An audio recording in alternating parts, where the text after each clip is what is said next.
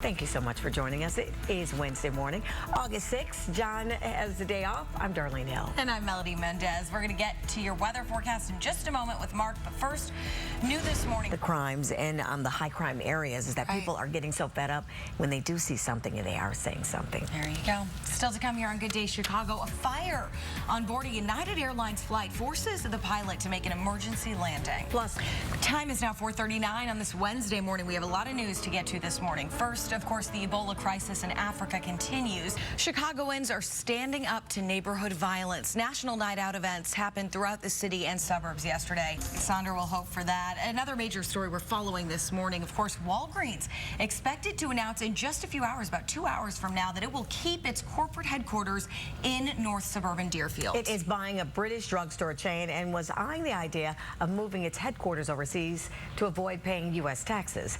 Natalie Bomke joins us now with more on how this political leaders now are reacting to this news. Natalie? Well, U.S. Senator Dick Durbin says he is pleased by the decision if, in fact, it does happen today. Save money on their bottom line. I'm sure a lot of people have opinions about this one because, of course, the jobs that they would take with them. So that would be interesting. We're posting that now. So thank you so much, Natalie. Ladies. Thank you. Time is 5:04 on this Wednesday morning. 3 of the 50 Chicago public schools that were shut down last year are now up for bid. So the question is, what will happen to these vacant buildings? Anita Padilla is live on the north side.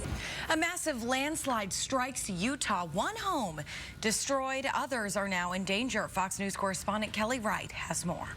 And from the swimming pool to the hardwood, a former WNBA player is making history. Yeah, listen to this one. The San Antonio Spurs has hired Becky Hammond as a full-time assistant coach. Uber has announced a new service. It's called Uber Pool, okay? Coming up, when Snoop Dogg asks a question, he gets an answer. Find out what the New York Times had to say about Snoop's question about marijuana. And another insider attack in Afghanistan just hours after a top U.S. general there was killed by an Afghan gunman. Douglas Ader is live in Washington this morning. Thank you, Sandra. A 6-year-old boy is recovering this morning after a loose dog viciously attacked him while he was at a birthday party on the south side. Now, the attack was caught on video, and the dogs, we understand, have now been taken to animal control. Home surveillance video. It is 5:36 right now. Coming up on Good Day Chicago, texting or talking while driving is very dangerous, but thanks to a new device, that may no longer be a problem. We'll show you what some are calling the Google Glass for car windshields. You too, Lou. Still ahead, we'll tell you how the suspension of Martellus Bennett could affect the entire team. We'll be talking to a Bears beat reporter live in our studio. Plus, we'll launch an investigation into the CHA program. Melody Mendez back in the studio to provide us with some of the details here. Okay, so anyone who rents in Chicago understands this is a numbers game. The nicer the neighborhood, the more money a landlord can charge, right? Well, Curbed Chicago recently took a look at one-bedroom rent prices, and the Loop takes the cake. Roughly $1,900 per month for a one-bedroom. Now, places like Wicker Park, River North, the Gold Coast, and Lincoln Park, they weren't far behind either.